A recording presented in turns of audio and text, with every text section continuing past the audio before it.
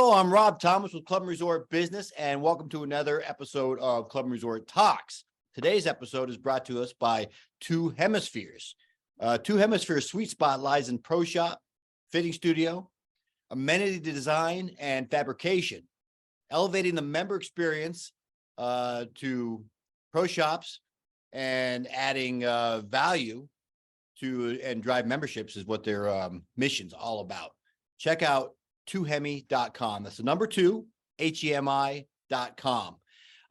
Hey, before I get too far, let me introduce Phil Keren, our senior editor. How's it going, Phil?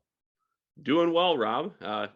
Start of spring is upon us, so I'm looking forward to getting out there and swinging the golf clubs again. Yeah, no, I'll tell you what, I agree.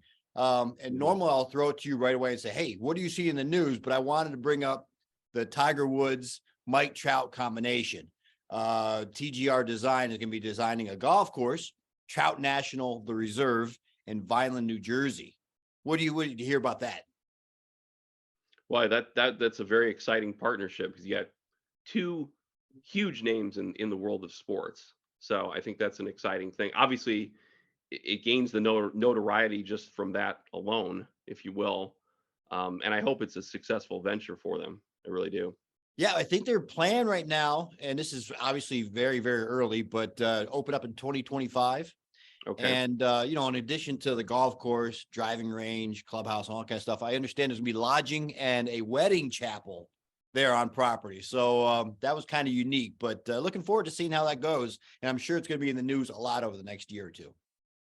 Yes, absolutely. Excellent. Should be exciting. Tiger's been involved in a lot of interesting ventures with what he does and everything, and I think it's another exciting one. And it's exciting to see that it'll another great opportunity for people to enjoy golf and lodging. Yeah, oh, it's fantastic. So, hey, I know you've been very active. We just got through with our top ranked fitness and wellness. What did you learn through that whole process? Yes, we did indeed just finish the top ranked fitness and wellness center rankings in that issue. Heading out here now. It was interesting to learn a lot of different. This was my first time working with some of the top ranked items in our with our publication. It was interesting to see, really amazing to see with the fitness and wellness centers we have at our clubs, the amount of offerings there are. In addition to weight and cardio equipment, you know, Peloton studios, clubs offer healthy food and drinks, physical therapy, um, personal training sessions, all kinds of things are offered for members of clubs. It was really fascinating to learn so much about what they're doing. A couple themes I noticed in it was recognizing that exercise, fitness, and wellness are not only physically beneficial to people, but also mentally, emotionally, psychologically beneficial as well. There was a lot of talk about that among the club leaders, a lot of talking about, enhancing quality of life, improving, overall well-being, that type of thing. And the other theme I noticed too in it was being inclusive about offering something for everyone. So whether you're somebody who, you've exercised your whole life and you're looking for a new challenge, these clubs offer that. And the opposite end of the spectrum, if you've never exercised on a regular basis or not at all, these clubs offer something there as well. And I think that I think what I think if you're a club GM and you don't have a fitness and wellness center at your facility, but you think it's financially feasible, I hope our issue kind of gives people ideas about what they can do with a facility. And I think one way that they would be motivated by it is by this idea that really exercise, fitness, and wellness are beneficial to people on every level: physical, emotional, mentally, psychologically. So I think that was the biggest takeaway from doing this top ranked listings. Yeah, I used to lift weights, but they're so heavy. Phil, I noticed that in your column, you Mhm. had mentioned the mental benefits of running that you experience. And I imagine that's a lot of what the clubs are dealing with their members right now, the mental and physiological benefits, not just the physical benefits of working out on a regular basis. Yes, and you're right. I did mention that in my column this time to kind of tie in with some of those themes I just talked about. with the clubs, and that's true. I have found over time, initially running was purely about just physical fitness and wellness and everything like that, and what goes with that, or I guess more specifically about the physical fitness benefits of it. But over time, I did find that yes, it improved my mood for sure, reduced stress. I was actually remembering too, as we got ready for this, that in college, I used to like to go for a run as a study break, if you will. It was a nice thing after sitting there with the books, taking notes, memorizing things, whatever, learning difficult concepts. It was nice to give yourself a mental break and head outside and go for a run. Definitely improved mood, reduce stress. And the other thing I found too, when I came back from it, I was much more motivated, energized to crack the books again and keep studying. So I did find over time it was definitely beneficial in that way. I do find there are few guarantees in life, but for me, a guarantee is after going for a run, I do feel better up here always. Now, physically, I might have some aches and pains, right? But mentally, always feel better, always feel sharper and more ready to take on the next challenge in our life. So yeah, I found it was beneficial in that way. And I do think clubs, again, if they're thinking about having a fitness and wellness center, that's an added benefit to it. Not only improving longevity for club members, but improving their quality of life too. Yeah, well, the healthier members are, the longer they're going to be there, the longer they'll be paying their dues, the more they're going to get on the golf course or the tennis courts and really get value out of their membership, which, helps in retaining members, not just attracting members. So it's good on all parts. I love it. I love to see all these new clubs or all these clubs introducing expanded fitness facilities. That's been one of our um, big things over the last few years. That and the pools, which we're going to be dealing with here in another month or two, right? Top ranked pools will be coming out, and they're going to a lot more resort style pools. Another amenity for the members, fitness, pools, culinary, everything. So these clubs are one stop shops now, and I'm glad to see that they're putting money into such an investment in their members. Oh, I am too. I think it's definitely money well spent on their part for sure. Yeah. Well, speaking of money well spent, Concert Golf Partners, our friends down in Florida, looks like they're going to be getting another golf course pretty soon, as the Wisconsin Club, a private city club in Milwaukee, Wisconsin. It looks to sell. I think they're in talks right now to sell their golf course and country club to Concert Golf Partners. They're going to keep their downtown site, but with, I think there's a bunch of dining options there and all other social stuff. But they're going to get out of the golf business. That's not a bad idea. I mean, the golf business is huge right now, but a club like the Wisconsin Club and other city clubs still have their members to take care of locally. In Concert Golf, man, I'll tell you what, they're growing. They keep getting bigger and bigger, and they know what they're doing as far as owning and running golf courses. So I'm looking forward to seeing what comes of that. We should learn more in the next month or two. But I noticed that was in the news, as well as I think it's called In Town Golf Club. And Hmm. you think, well, hey, In Town Golf Club, I got to join that. Well, it's actually in town. It's a bunch of simulators. It's a private Hmm. club, but you can belong to it. Dining options and events and everything. They're opening out in the Philly area right now, and I think their very first one was in Atlanta's Buckhead neighborhood, which is huge up and coming. I guess it's no longer up and coming. It's up, it's come. It's Buckhead's here, right? huge. So but yeah, so it's expanding now. I know you'd gone to down in Akron. You went to Yeah, an outdoor facility that's off the golf. It's golf, but right. it's we're talking about how it's getting huge, right? Top Golf's massive. Big Shots Golf Big down in shots, Akron. golf, right?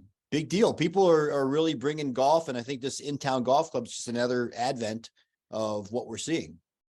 Yeah, absolutely. And yes, you're right. I did get to visit Big Shots Golf down in Akron, nearby me here, in December, and yes, it's exciting to see that where we're seeing more opportunities for people to enter the game. I guess I would argue it's probably an easier way to enter the game, playing the game of golf, than the traditional aspects that we grew up with. And I think that's good to see. It's great to see the game become more accessible to more people. Um, and who knows, when you extend that then to clubs and resorts, you will probably find more people becoming interested, the members who are already there, I should say, becoming interested in taking up the game, or even having their family members doing the same. Yeah. Oh, it's so much easier. I mean, even a little par 3 golf course still Hmm. requires getting the ball up off the ground into the air and into a small hole. You go someplace like Big Shots, Top Golf, or In Town Golf Club, and you can scrub the ball around all day long, or all for an hour or two while you're sitting there having a couple cocktails, burger, whatever you got in front of you, some French fries. It's just a fun experience. You can be as competitive or as lackadaisical as you want. Just have fun, Hmm. right? And that's what golf's all about. You get on the big boy course, and it ramps it up several notches. So, Right. kudos to In Town Golf, Big Shots, Top Golf, and similar. It's been fantastic for the industry. It really has been. I think it's an exciting thing, because the other thing I was thinking about too, when you're saying about big boy golf, what going out on a real golf course, there is a lot of, as you and I both know, there's sort of a lot of rules and etiquette about the game of golf that are sort of handed down through the generations, right? That you sort of learn as you're going along. And for people who are new to the game, who may not be familiar with that, um, again, it's a difficult entry point, if you will. There's sort of a lot of there's both written rules and unwritten rules, right, about playing on a golf course that you sort of pick up over time. And you and I grew up with it, so we kind of understand that. But for people who new to the game, that can be challenging. So again, I fully agree with you. I give a lot of praise to these groups, these companies that have found a way to make golf more accessible, to make not actually playing on a golf course, but just swinging a golf club at a facility like this a good time, just like going out to go bowling or miniature golfing. It's in that same vein.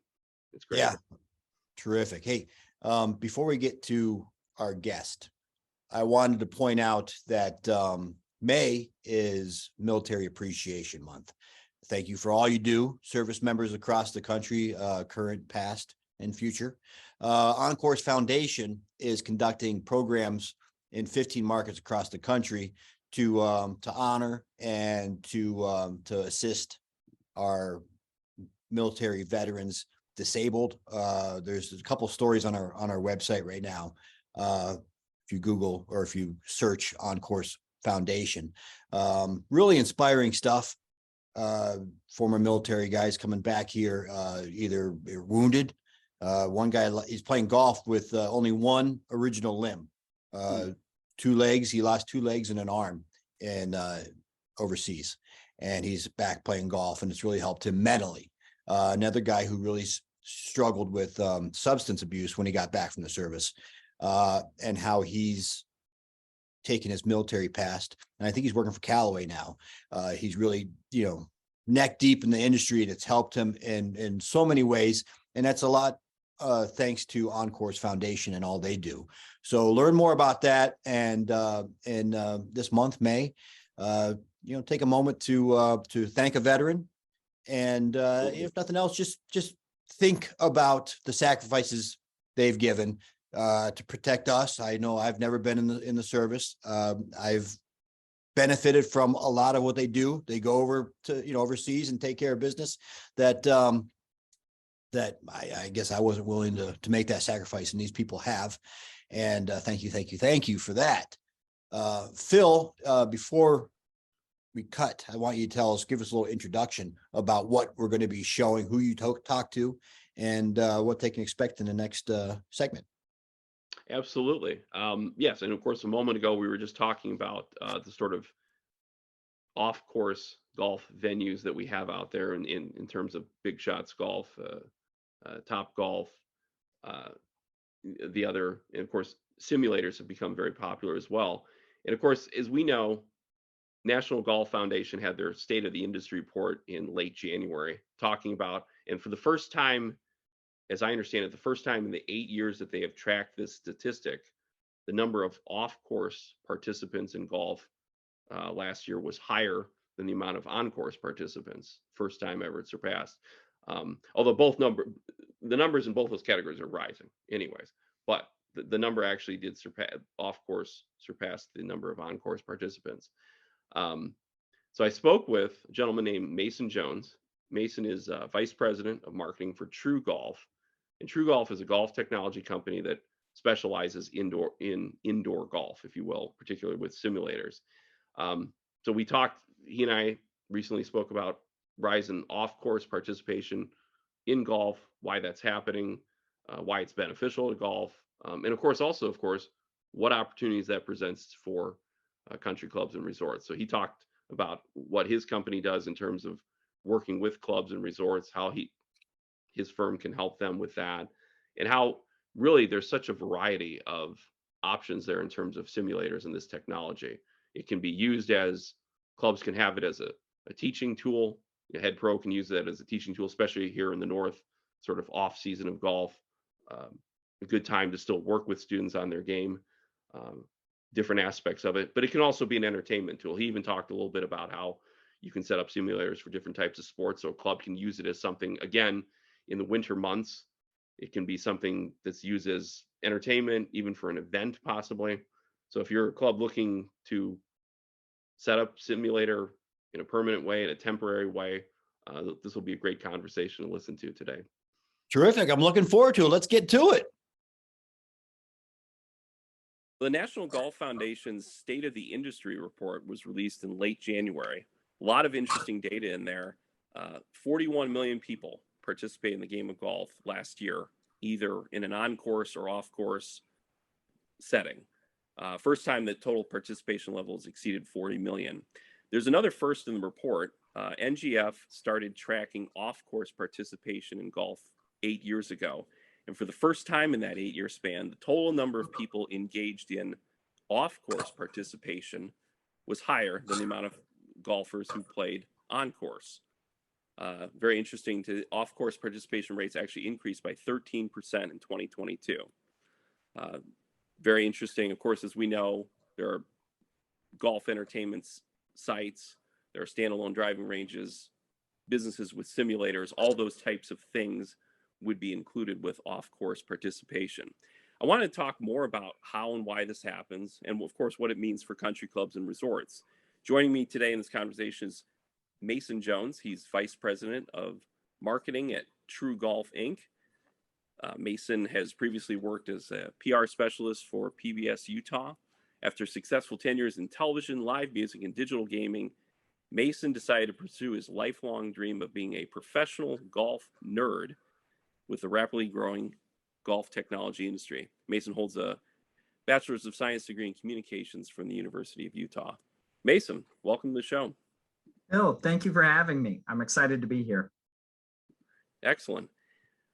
First of all, as I mentioned in the introduction, you work with TruGolf. Tell us about TruGolf and your role with the company.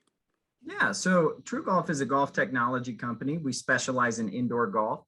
We make high-speed camera launch monitors and 3D golf simulation software. So TruGolf software product E6 Connect is available for multiple different launch monitors and is generally seen as the industry standard of golf simulation technology.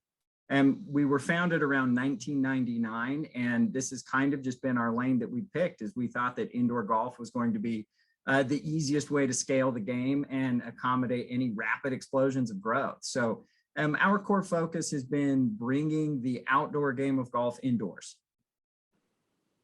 Excellent. And that's interesting because I live in the North myself. So we have that time of year. We're kind of at the tail end of it now where, basically, you got to head indoors to work on your game.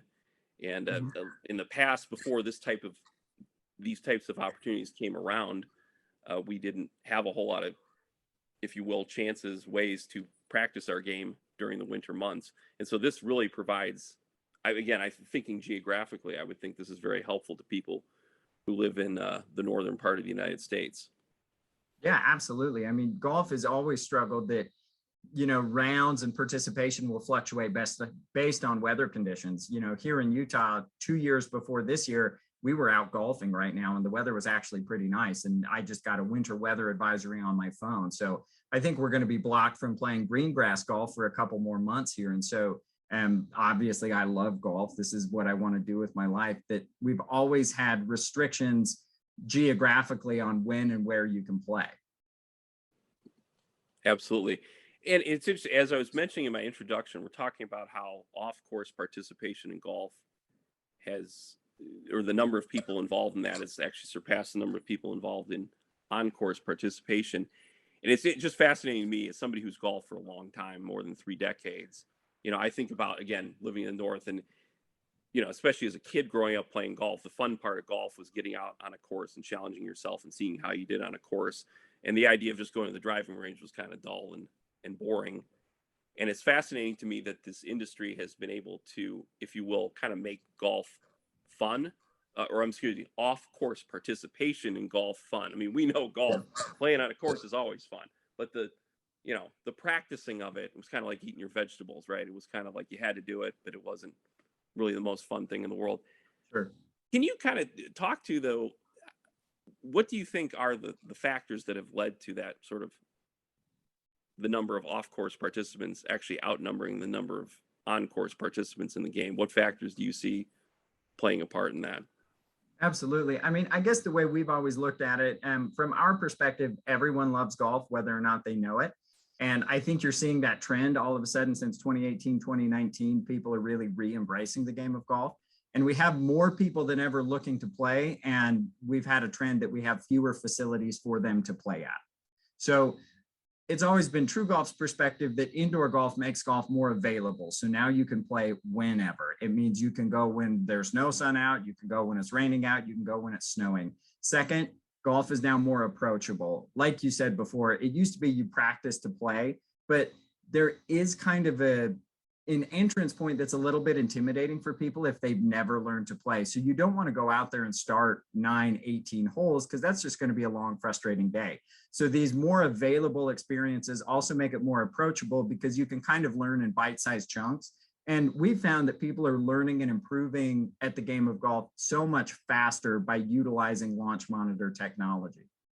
Third, it's a lot more affordable than it's ever been. So for someone who's not in the game of golf, someone who does not have the club, someone who doesn't have the experience around it, basically what we've done is provide experiences where people can go and get that first taste of golf, and without having to make the significant investment with buying cleats and shoes, buying the apparel that you need to go to the club, buying all the clubs. A lot of the facilities that are using indoor golf technology have rental clubs, and there's no dress code. So beyond being just more affordable because you don't have to invest to get started, you know, it's available, it's approachable, and it's affordable. Okay, yeah, it really kind of hits all those points. And I've always thought about that in terms of the game of golf. The biggest issues to me are always about time and money. Like you said, play 9 holes is going to take quite a while and quite an investment of time and money. Obviously, that's always been quite a barrier for a lot of people that might want to participate in the game. From the perspective, though, we at Club and Resort Business, of course, cover country clubs and resorts. Mm-hmm. I know more of them are bringing simulators to their facilities. For a club general manager who might be listening, who doesn't have a simulator now at their facility but might be interested in that, what process would you see them go? Would you recommend they go through to determine, I guess, if they want to have a simulator, and if they do, what type of simulator would work best for their needs, if you will? Yeah, that's a great question. So I think first and foremost, you have to decide what kind of experience you're looking for. And we work with a lot of clubs and resorts who want to become high-end training facilities. So it's a little bit less over form and more about function. They want video analysis, they want accurate launch monitors, and they want their membership to improve at the game of golf. And so everything has been stripped down to the bare essentials to say, how do we use this to sell equipment and teach people the game of golf? Whereas we've worked with some other folks who want to have more of a nice amenity. So this is something with a better projector where they can screen movies and they can bring people in after hours to play rounds of golf as more of a fun experience and less of a hardcore training experience. And third is now this technology that tracks projectiles that's made golf indoors possible, you can also do different sports. So there is a way to parlay these golf simulators into multi-entertainment facilities. So you can play things like soccer, bocce ball, frisbee golf, all in a virtual setting. So if dad wants to come to the club and wants to play 18 holes, there's going to be an experience for his kids that's not just going to the pool, that's not hitting on the driving range. And all of that comes with the benefit of an indoor golf simulator, where you're going to be able to sell equipment, run special events, kind of do charity bingo night things around it. Okay, very interesting. So, and again, back to the issue of, again, if we're talking about clubs in colder climates, if you will, and they have to kind of take the time off from having the golf course open and operating. I would think that would be very appealing to clubs to offer. Well, and as you were saying, and that's very interesting to hear, that not only is it something where it's a golf simulator, it can actually be used as a simulator for other sports. So not only, I was envisioning it more like it could be a tool that a head pro at a golf course off season can use with his students, of course. But not only, I had that envisioned before we started our conversation, but that was very interesting to hear that not only that, it can actually be used as sort of indoor entertainment site, if you will, for people during, again, the off months of playing golf. Is that right? Absolutely. So one of our biggest success stories is the Jeremy Ranch Country Club, and they purchased a golf simulator because they're located in Park City. And, they don't get started on green grass golf until much after even everyone else in Utah gets started, just because of how high of an elevation that club is at. And so they actually had us digitize their course, recreate a 3D version of the Jeremy Ranch, and their membership still runs league night, and their men's league and women's league will come in and play on the golf simulator during the winter, and even after, it starts getting dark early and they can't fit as many rounds in on the green grass golf. So the flexibility of this systems, technology has gotten so good, and we can do so many more things than we could even 5, 6, 7 years ago, that all of a sudden it's expanding and opening new possibilities. In addition to that, the teaching pro there can go give on-course lessons now on this 3D visualized course without actually having to go out. So he's getting through playing lessons faster, and he's actually able to say, hey, let's hit another one from here. Let's imagine if your drive had ended up over here and what the approach shot would look like over here. So the ability to teach strategy and management, which I think is the real core of the golf lesson experience, is made so much easier because of this technology too. So it's not just entertainment, it's also hardcore teaching and experiences and really in-depth statistical analysis. So just depending on what kind of club you are, what kind of teaching pro you are, there's an option for everybody. That's really interesting to hear. So really it is kind of, it can be fun, but it's also instructional. And like you said, there's so much data, of course, right, associated with it when instructors working with a student on their game, understanding how they're hitting the ball, where they're hitting the ball, like you said, strategy for an approach shot, for a chip, whatever. That was fascinating. I didn't realize that either. So you can, if you're working with a club, you can actually digitize their course and then have that functioning as one of the choices on the simulator, if you will. Is that right? Yep, we've done that for a number of clubs around here in Utah that have that really short green grass season. Okay, very good. So that's, I mean, for a course that, or for a club that has, can you also describe a little bit what your then process is of working, if a club reaches out to you, wants to set up some type of simulator, how does that process work? Can you kind of maybe briefly summarize what your process is? Absolutely. So our launch monitor technology, Apogee, is really quite simple to install. It just needs power and a Cat6 cable to a computer. So we have a lot of flexible options for consumers that are looking to put it in a garage bay or somewhere. And then we also have a team of on-site designers that work with architects and general contractors for people that want a really nice and permanently installed system, right? So whether you're looking for a totally customized general construction project where we fit this into your club and it's really high end and beautiful with every kind of finish and wood trim that you want, or we can throw up really just the launch monitor technology by itself and connect it to your PC and you can hit into a net. We also have a number of portable systems. And so for clubs around here, maybe there's a ballroom that's not being used. They can throw up 3 to 4 of these systems that basically set up like a tent. It's a push button assembly, aluminum frame, and then the technology is easily mounted. And they can set up 4 of these and run leagues. And then come the green grass season, they can take them down, put them in storage, and then use that space for something else. So we have permanently installed systems that are as luxurious as you could imagine. We have easy to assemble portable frame and units that go up and come down within an hour. And then we also just have the launch monitor technology that you can mount in your existing hitting bay where you're currently teaching or letting people warm up. So our team has done this several hundreds of times with people all over the country. And so, they're standing by to work with your architect or GC to find the solution that's perfect for your club. Excellent. Okay. Well, very good. I appreciate the time, Mason. If people want to learn more about TruGolf, how do they do that? Where do they go? Yeah, so they can contact us at TruGolf.com. That's TRUGOLF, no E, TruGolf.com. Right. Excellent. Very good. TruGolf.com. All right, Mason, I appreciate the time. By the way, I like the title, professional golf nerd. I try to aspire to be that too. This technology is fascinating, though. It really is. Yeah. Hey, we're excited. And there's never been a better time to be in golf. And the technology around indoor golf is getting so good. And we're so excited to see where this goes. And Phil, thank you for having me today.